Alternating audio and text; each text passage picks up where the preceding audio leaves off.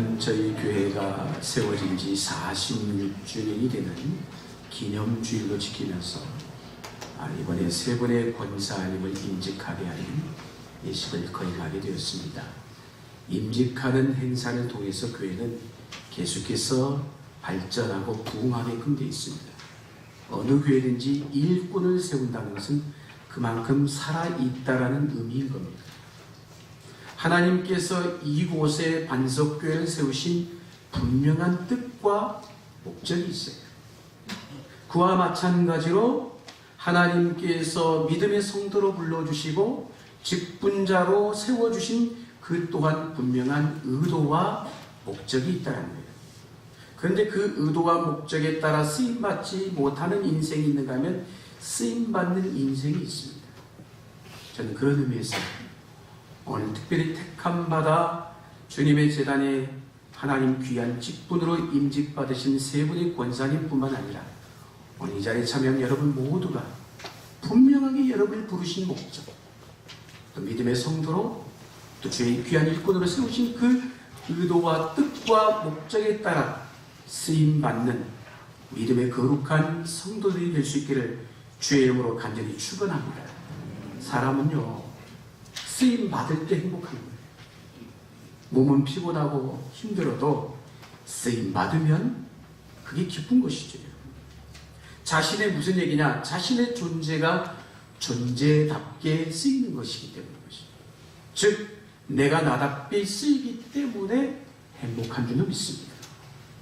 그러면 하나님께서는 도대체 어떤 사람을 쓰시는가? 세 가지로 말씀을 드립니다. 첫 번째, 하나님께서는 완벽한 사람을 사용하지 않는다는 거예요. 오늘 본문 디모데후서 2장 20절에서 22절에 보면 그릇에 대한 얘기를 하고 있습니다. 그런데 여기에 말씀해 보면 무슨 그릇이냐 보다 더 중요한 게 뭐냐? 쓰이느냐 안 쓰이느냐가 더 중요한 거죠. 내가 금그릇이고 은그릇이고 나무그릇이고 질그릇, 이것보다 훨씬 중요한 게 뭐라고요? 쓰임 받느냐 쓰임 받지 못하느냐. 아무리 금그릇이라 할지라도, 아무리 소중하고 귀한 그릇이라 할지라도 쓰임 받지 못하면 그건 아무 소용이 없는 거예요. 사랑하는 여러분, 우리는 대단한 사람들이 하나님 나라에 쓰임 받는다라고 오해를 할 때가 있습니다. 흔히 하나님께서는 사람 보는 눈이 계셔서 아마도 대단한 사람을 뽑으실 거야, 어떤 자격 있는 사람을 쓰실 거야, 그렇게 생각합니다. 그러나 성경을 보면 결코 그렇지가 않다는 것입니다. 여러분, 모세를 보세요. 모세가 잘났을 때는 하나님이 그를 부르시지 않았습니다. 궁궐에 있을 때, 잘 나갈 때 안 불렀다라는 거예요. 하나님이 모세를 부르셨을 때가 언제예요? 모든 것이 다 무너져 내려서 광야에서 도망자의 삶을 살아갈 때, 그저 양을 치는 목동으로 살아갈 때 하나님이 그를 부르신 거예요. 모세가 하나님께 부름을 받았을 때 하나님의 부름 앞에 모세가 뭐라고 얘기를 합니까? 그가 이렇게 고백했잖아요. 이스라엘 자손들은 내 말을 듣지 아니하였거든 바로가 어찌 들으리이까? 나는 입이 둔한 자입니다.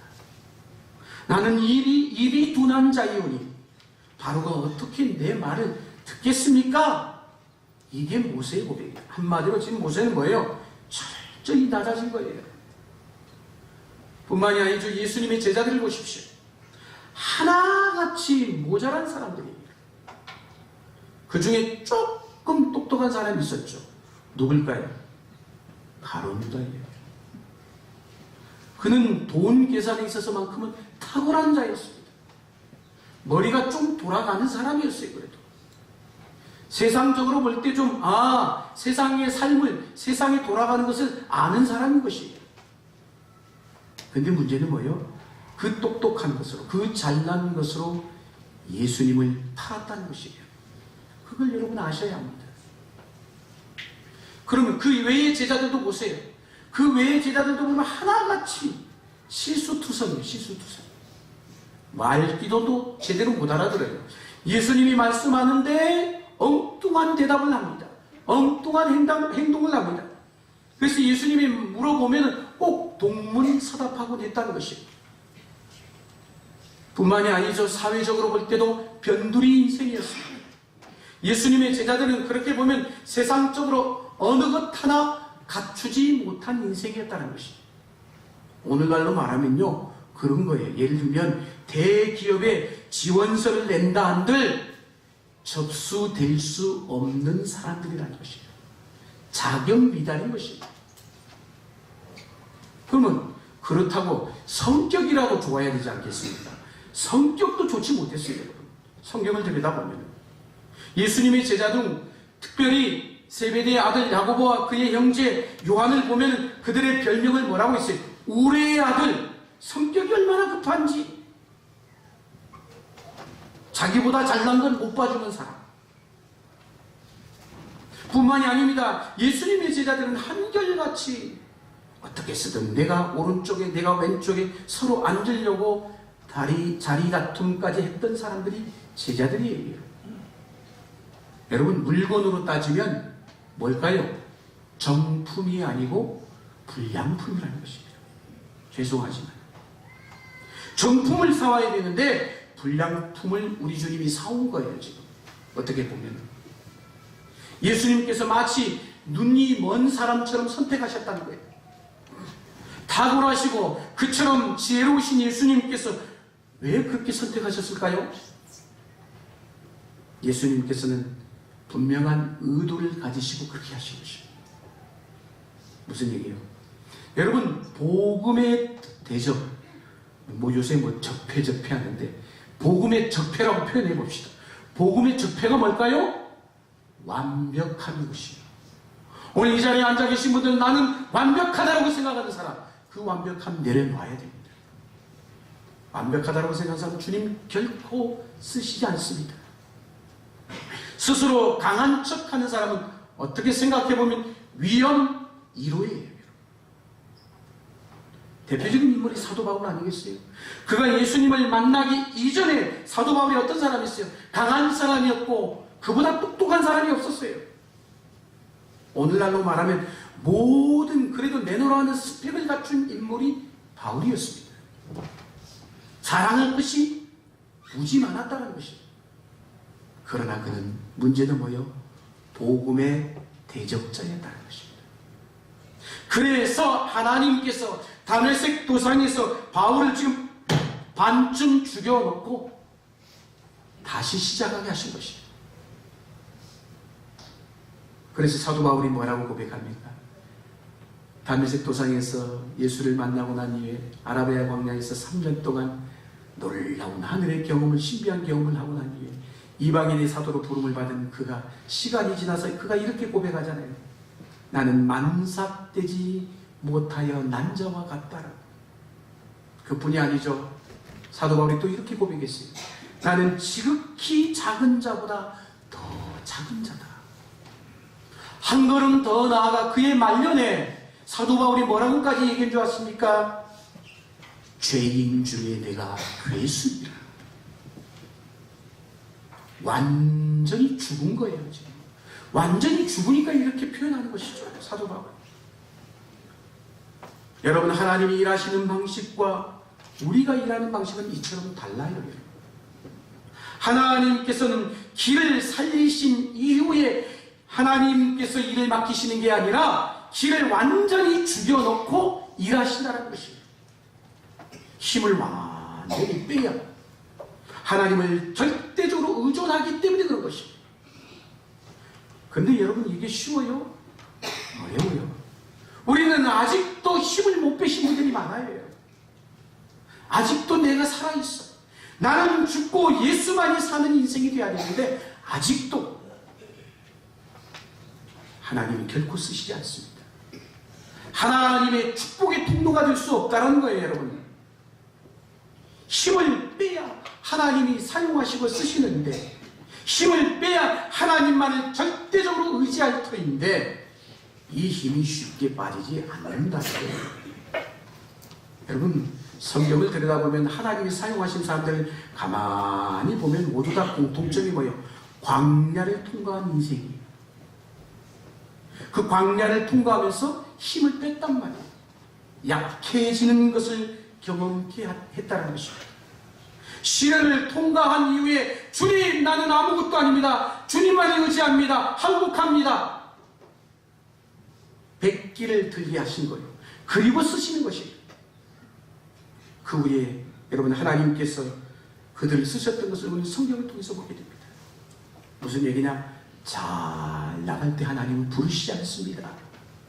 하나님께서는 어떻게 생각하면 망가진 자들을 부르시는 것입니다. 즉 겸손해야 하나님이 쓰신다는 것입니다. 오늘 이 자리에 임직받으시는 우리 세월의 권사님과 여러분, 우리 모든 성도들이 하나님 앞에 쓰임받기 위하여 힘을 빼십시오. 겸손할 수 있기를 주의 이름으로 축복합니다. 그게 하나님 나라의 부름받은 자의 모습인 것입니다.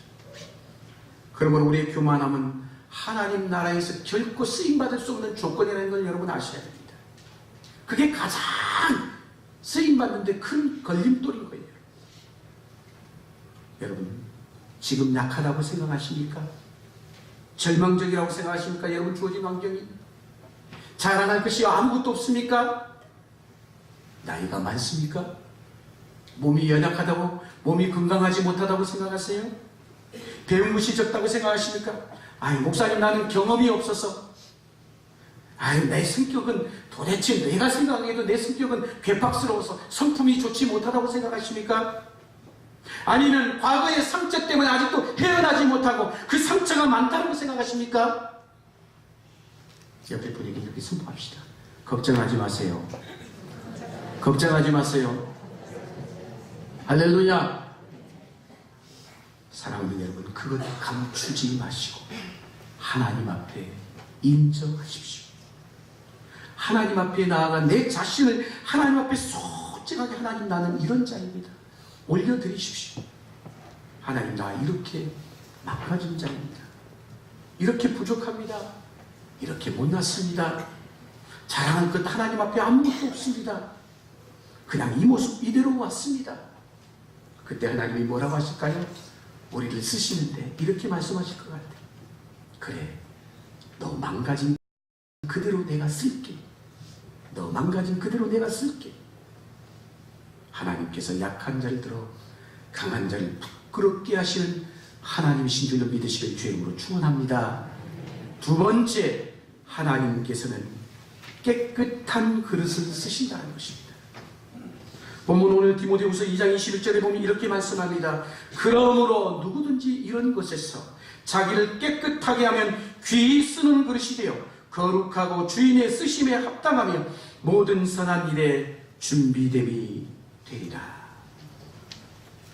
여러분, 금그릇, 은그릇, 그거 별로 중요하지 않다는 거예요. 금그릇이 아니면 어떻고 은그릇이 아니면 어떻겠습니까? 자기를 깨끗하게 하는 게 훨씬 더 중요하다. 자기를 깨끗하게 하면 귀히 쓰는 그릇이 되는 줄로 믿습니다. 그러므로 우리의 생명은 어디 있느냐? 깨끗함에 있어요. 거룩함에 있어요. 성결함에 있다는 것입니다. 오늘 본문 디모데후서 2장 22절에 보면 또 이렇게 말씀합니다. 또한 너는 청년의 정욕을 피하고 주를 깨끗한 마음으로 부르는 자들과 함께 의와 믿음과 사랑과 화평을 따르라라고 말씀합니다. 무슨 얘기예요? 하나님의 부르심을 받은 사람, 하나님께 쓰임받는 사람에게 중요한 것은 뭐예요? 거룩이라는 거예요. 거룩이 생명인 줄로 믿습니다. 그러면 그렇기 때문에 우리가 거룩을 잃어버리면 하나님의 나라에 쓰임받지 못하는 거예요. 효용가치가 사라져버리는 것이에요. 거룩을 잃으면 죄송하지만 용도 폐기해야 되는 것이에요. 여러분, 삼손이 엄청난 잠재력을 가진 사람이었습니다. 그런데 그가 하나님에게부터 그렇게 많은 것을 받았는데 세상에 여자 뒷공문이 쫓아다니다가 거룩을 잃어버린 순간 삼손의 그 힘은 다 사라져버리고 만 것이에요. 여러분, 그가 거룩을 잃었기 때문에 능력이 사라진 거예요. 거룩을 잃어버린 순간 모든 것이 끝이라는 걸 여러분 기억하셔야 됩니다. 물론 하나님의 백성이 회개하고 주님께 돌아오면 다시 쓰임을 받겠죠. 그러나 이전과 같지 않다는 것이에요. 이전과 같지가 않아요. 거룩을 잃는다는 것은 그런 의미에서 무서운 것이에요. 언제까지 쓰임받는가 하면은요, 거룩을 지킬 때까지만 쓰임받는 것입니다. 그렇다면 어떻게 우리가 거룩을 지켜야 될까요? 앞에 나와 있는 책인 디모데전서 4장 5절에 성경은 이렇게 우리에게 분명하게 말씀합니다. 하나님의 말씀과 기도로 거룩하여진다. 할렐루야. 오늘 이 시대에 우리의 영혼의 때가 묻기가 쉬운 시대를 살아가고 있어요.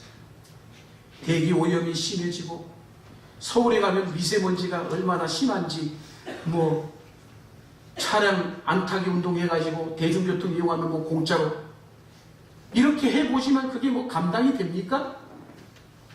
서울에서 여러분 와이셔츠 한번 입으면요, 그날 입으면 그날 한 번 입으면 끝나요. 새카맣게 묻습니다. 그만큼 먼지와 공해가 많기 때문인 것이죠. 마찬가지로 영적 대기 오염도 굉장히 심한 거예요. 이 시대가 그렇다는 거예요. 깨끗한 말씀을 듣는 게 그렇게 쉽지 않다는 것이에요. 그래서 우리의 영혼이 쉽게 혼탁해지는 거예요. 재미있게 웃기고 재미있는 말씀, 그런 말씀은 무시 많아요. 그러나 말씀이 말씀되게 하는 그 복음을 듣기가 쉬운 시대가 아니라는 것입니다. 금방 더러워지고 금방 오염됩니다. 마귀는 우리를 넘어뜨리려고 발악을 합니다. 여러분, 왜? 거룩을 잃어버리면 모든 게 끝이기 때문인 것입니다. 그렇다면 우리가 무엇을 해야 될까요? 여러분, 몸이 더러워지면 어떻게 돼요? 씻어야 되잖아요. 샤워해야 되잖아요. 저도 어젯밤에 오늘 주일을 준비하면서 샤워를 했거든요. 마찬가지로 하나님의 말씀과 기도로 우리의 영혼을 샤워해야 되는 것입니다. 할렐루야. 머리끝에서부터 발끝까지 하나님의 말씀으로 충만히 채워져야 되는 것입니다. 그리스도의 말씀이 우리 안에 늘 풍성히 거하도록 해야 되는 것입니다. 거룩을 잃어버리면요, 기도할 수조차도 없어요. 말씀에 눈이 안 들어옵니다. 예배다운 예배를 드릴 수 없어요. 거기서 무슨 능력이 나타나겠습니까? 하나님께서는 이 거룩이라는 통로를 통해서만이 하나님의 능력을 나타내신다는 것이죠. 말씀과 기도로 거룩한 심령들이 되어 하나님 앞에 쓰임받는 우리 세 분의 임직자 여러분 모두가 될 수 있기를 주의 이름으로 축원합니다. 마지막으로 하나님께서는 순종하는 사람을 쓰신다는 것입니다. 하나님께서 쓰실 때 중요한 게 뭔지 아십니까? 우리의 반응이에요. 반응. 어떻게 반응하느냐. 하나님 나를 쓰시고자 하는데 내가 어떻게 반응하느냐. 이게 굉장히 중요해요. 우리의 반응이 무엇이라는 거예요? 순종의 반응이어야 된다는 것입니다. 할렐루야. 하나님의 나라에 기용되려면 마찬가지로 우리가 직장에 들어가려면 여러분 고용계약서를 써야 되는 것과 똑같은 거예요. 쌍방이 써야 되잖아요. 하나님께서 부르실 때 나는 어떻게 써야 돼요? 예, 내가 순종하겠습니다 라고 사인해야 되는 것이에요. 오늘 세 분의 우리 임직자님 일어서셔서 서약을 합니다. 예, 서약합니다. 예, 순종하겠습니다. 똑같은 거예요. 우리 성도님들에게도 물을 거예요. 예, 서약합니다. 똑같은 거예요. 서로가 서로에게 예, 하나님 앞에 순종하겠습니다. 사인하는 거예요. 근데 오늘 이날은 감격이 되고요, 기쁨이 되고요, 그 말씀이 수용이 되는데 시간이 지나면서 이걸 다 또 잊어버립니다. 잊지 않기를 주의 이름으로 축복합니다. 주님 오신 날까지 순종의 반응으로 살아갈 수 있기를 주의 이름으로 축원합니다. 히브리서 5장 8절 9절에 보면 예수님이 이 땅에 계실 때의 모습을 히브리서 기자가 이렇게 표현하고 있습니다. 그가 아들이시면서도 받으신 고난으로 순종함을 배워서 온전하게 되셨음즉 자기에게 순종하는 모든 자에게 영원한 구원의 근원이 되시니라. 할렐루야. 예수님께서 어떻게 사셨다고요? 예수님께서 직접 스스로 순종하심으로 우리에게 순종의 본을 보여주셨다는 말씀이십니다. 예수님께서 순종을 통해서 우리에게 구원의 은총을 허락하신 줄로 믿습니다. 예수님이 우리에게 보여주신 키워드, 핵심의 단어가 뭐라는 거예요? 순종이라는 것이에요. 말씀 앞에 순종하는 여러분 되시기 바랍니다. 저희 교회가 제자 훈련을 하는데 제 2기 제자 훈련이에요. 제자 훈련하는데 남은 가운데 우리 권사님 한 분이 이런 고백을 해요. 자기가 공직자인데 공직자들은 1년에 한 번씩 그 근무평가를 받는답니다. 근무평가를 받는데 보통 근무평가를 받으면 자기가 더 잘하잖아요. 내가 이 정도쯤 되겠구나. 잘 아는데 그럼 이 정도쯤 될 줄도 알았는데 그게 아닌 거예요. 훨씬 밑으로 떨어진 거예요. 그래서 보통 공직자들은 자기 이게 아니면은 국장님한테 가서 따진답니다. 뭐 이렇고 이렇게 해서 제가 이 정도 되지 않습니까? 따져야 되는 게 잘못된 게 아니라 지극히 당연한 일이 됩니다. 그런데 권사님의 마음에 기도하면서 말씀을 묵상하는 가운데 감동이 오더라는 것이에요. 어떤 감동? 주님의 말씀이 음성이 오는 거예요. 잠잠하고 기다리라. 잠잠하고 이번에는 잠잠하고 기다리라. 그래가지고 그 밤을 지내고 다음날 아침 출근했는데도 불구하고 마음에 본인도 그런 거예요. 기다려야 되나? 가서 따져야 되나? 가서 따져야 되나? 기다려야 되나? 고민하고 있는데 옆에 있는 같은 동료인 여기도 교회 신실한 믿음의 크리스찬이에요. 너 왜 안 가고 그러고 있냐? 가서 따져야 되지. 그렇게 얘기를 하는 거예요. 그런데 하나님의 음성이 강력하게 그번에 주님이 나에게 말씀하셨다는 뭐라고? 잠잠하고 기다려.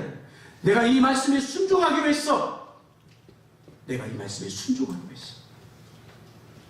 근데 어떻게 될까요? 어떻게 되겠습니까? 이게 뒤집어졌으니까 제가 여러분에게 얘기하지. 있을 수 없는 일이 일어난 거예요. 평상시 같으면 그대로 국장이 그대로 올린 대로 그렇게 평가가 되게 돼 있어요. 그랬는데 이게 그 해 이번에 이렇게 시스템이 바뀌면서 완전히 뒤집어진 거예요. 할렐루야. 말씀에 순종했더니 하나님이 선한 길을 열어가시더라는 것입니다. 사랑하는 여러분, 하나님은 오늘도 순종하는 자를 통해서 역사하십니다. 하나님께서 순종하는 자를 기뻐하신다는 것이죠.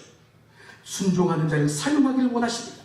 여러분, 마귀가 누구입니까? 불순종의 아들인 것입니다. 불순종의 영을 조장하는 자가 마귀인 것입니다. 내가 지금 순종하고 있느냐? 불순종하고 있느냐? 불순종하고 있다면 지금 내가 마귀의 종로로 타고 있는 것입니다. 그걸 아셔야 되는 것입니다. 마귀에게 지금 쓰임받고 있다는 것이에요. 여러분. 여러분, 교회 안에서도 마찬가지입니다. 교회 안에서 어떤 봉사를 하고 있느냐보다도 훨씬 더 중요한 게 뭐냐? 내가 어떤 태도로 어떤 자세로 봉사하고 있느냐는 것입니다. 봉사하면서도 일이 이만큼 나와가지고 불평하고 불만하고 그러면 안 하면 못하는 거예요. 어떤 태도, 어떤 자세, 열심히 봉사했는데 그렇게 봉사한 사람은 나중에 초라해질 수밖에 없는 거예요. 사랑하는 여러분, 그러나 반대로 시간이 지나면 지날수록 더 멋있어지는 성도가 있다는 거예요. 전 여러분들이 더 멋있는 성도가 될 수 있기를 주님으로 축복합니다. 태도의 문제인 것입니다. 사랑하는 여러분, 하나님께서 쓰시지 못할 인생은 한 사람도 없습니다. 하나님께서 쓰시지 못할 만큼 망가진 인생 또한 없다는 것입니다. 하나님께서 쓰시지 못할 만큼 약한 자 또한 없습니다. 하나님께서는 다 쓰십니다. 하나님께서 평범한 자를 들어서 비범한 자로 만들어 가신 줄 믿습니다. 사랑하는 이 하나님의 부르심 앞에 우리의 귀를 열고 가슴을 열고 믿음으로 반응하십시오. 하나님 앞에 기꺼이 깨끗한 그릇으로 주의 말씀 앞에 순종하십시오. 주님 오시는 그날까지 하나님 앞에 거룩하게 쓰임받는 인생들이 될 수 있기를 주의 이름으로 간절히 축원합니다.